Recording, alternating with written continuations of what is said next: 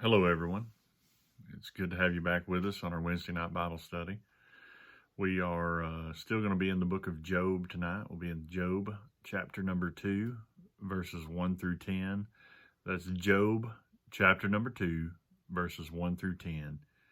We're going to talk about what's happened after Job has his first affliction.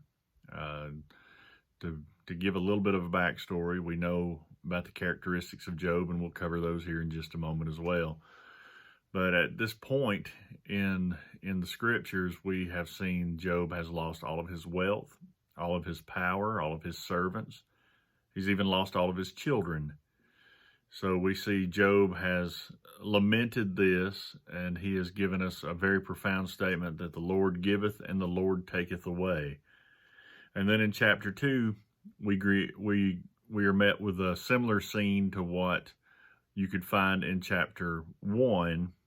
The Lord has a roll call again, and that's where we're going to pick up. And that's Job chapter 2, verses 1 through 10. Again, there was a day when the sons of God came to present themselves before the Lord.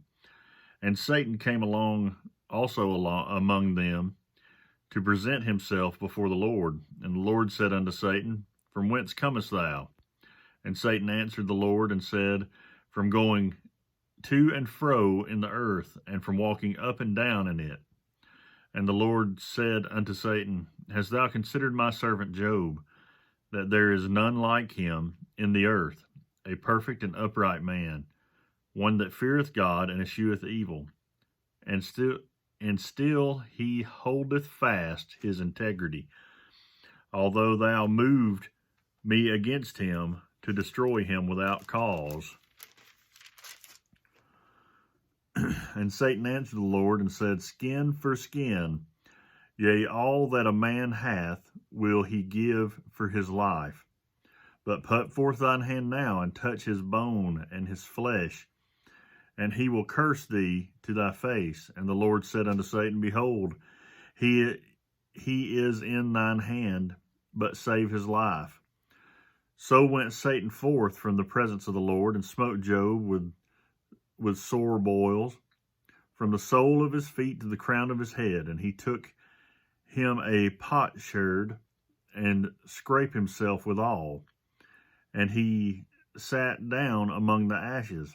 Then said his wife unto him, Dost thou still retain thine integrity? Curse God and die.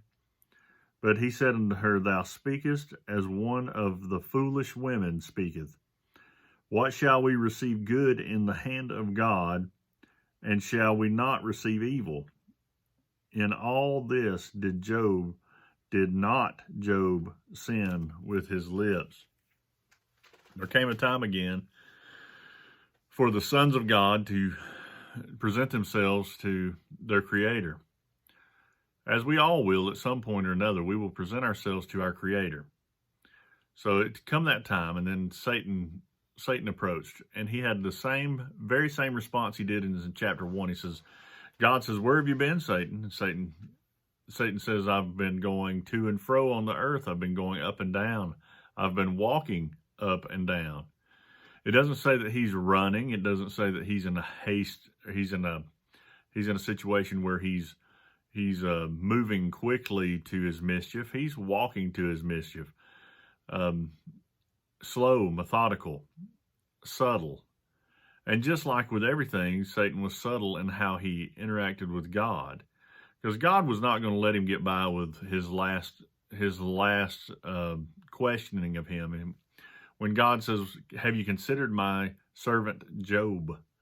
In the first chapter, have you considered my servant Job? He says, Satan's like, oh yeah. Well, you take everything away and he'll curse you.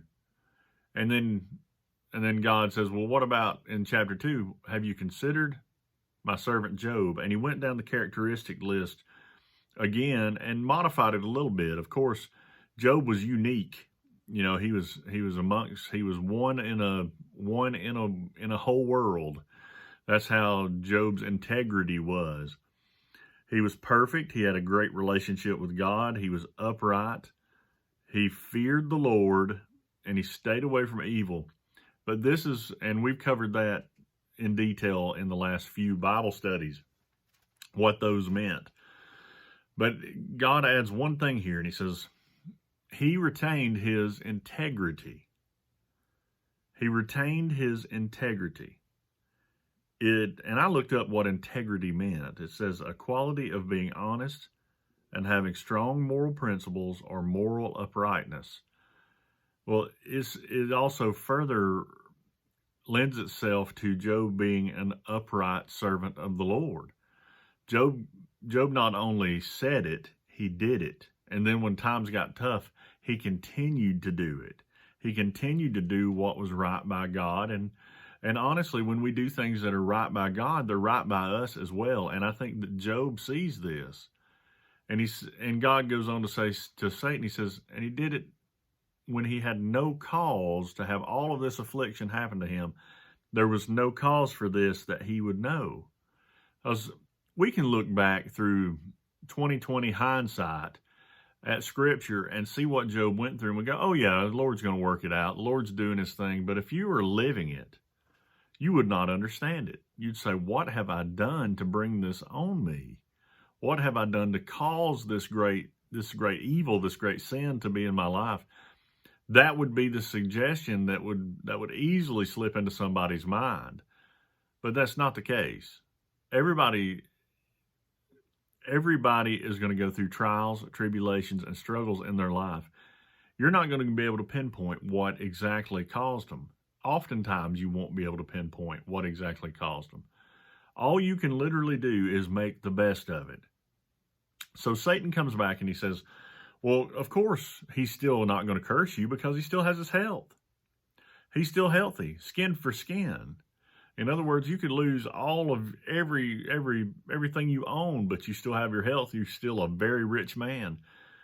And one thing that's the undercurrent about all this of how Satan and how Satan is interacting with God in this particular moment is that he's basically accusing God of saying, well, look, you're only getting followers. You're only getting this person, Job, that's going to look after you in this case.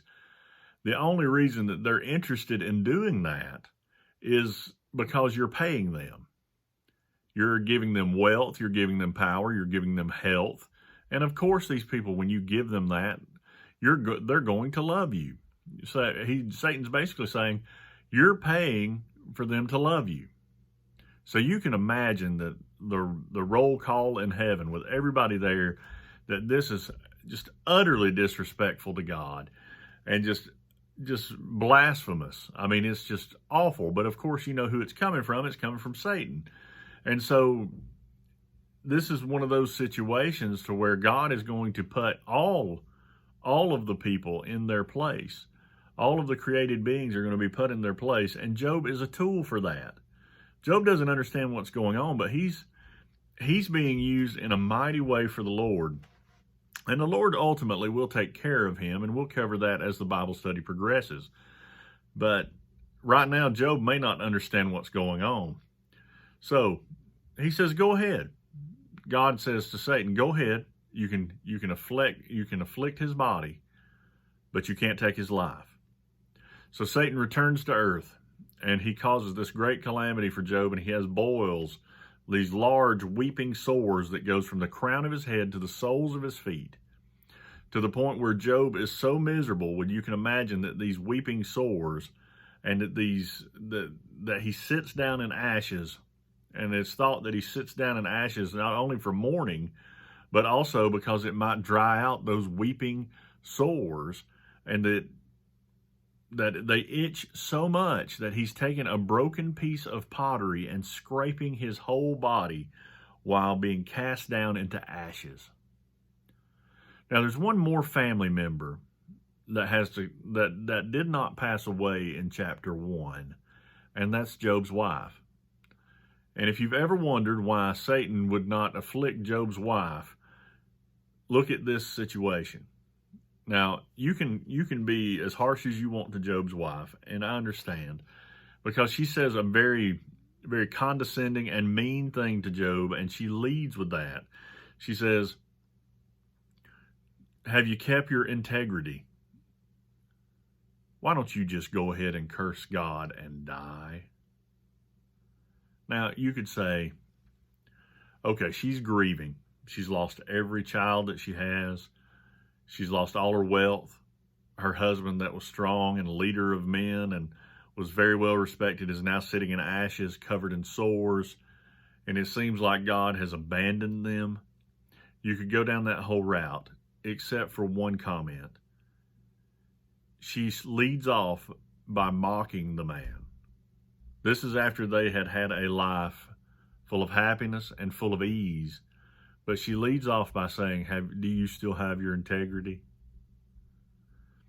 It's hard for me to give her the benefit of the doubt when she starts off by mocking him in this way. Now, like I said, it can be looked at and interpreted several different ways. That's why I wanted to give you both perspectives on it. But I do believe at this point, Job's wife is being used as a tool of the devil to further his anguish, because not only, and this is something that's not talked about in the church a tremendous amount and should be talked about more, there is the physical anguish that the man had, but there's also the mental anguish. And if you've ever lived with depression, anxiety, sadness, grief, I mean, just overwhelming melancholy, you understand how that can have a physical reaction that is so much greater than even you can find with a physical ailment. And it's also something you can't define. But this was a way for him to be afflicted psychologically and mentally. And Satan used this as a tool to put Job down.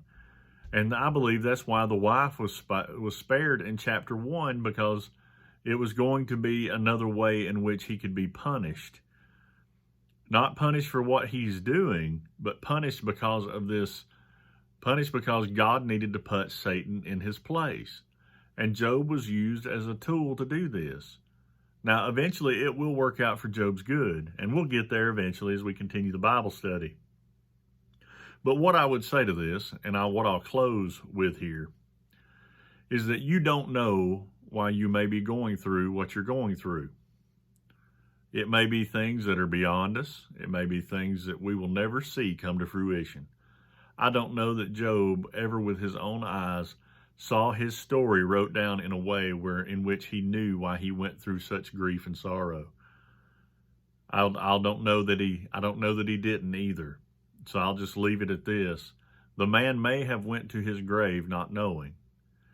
You may have things happen in your life, and you may go to your grave not knowing how they turn out. But here's the thing when it comes to the Lord. This is the things of faith, is that we know that he will work things out for good for those that love him.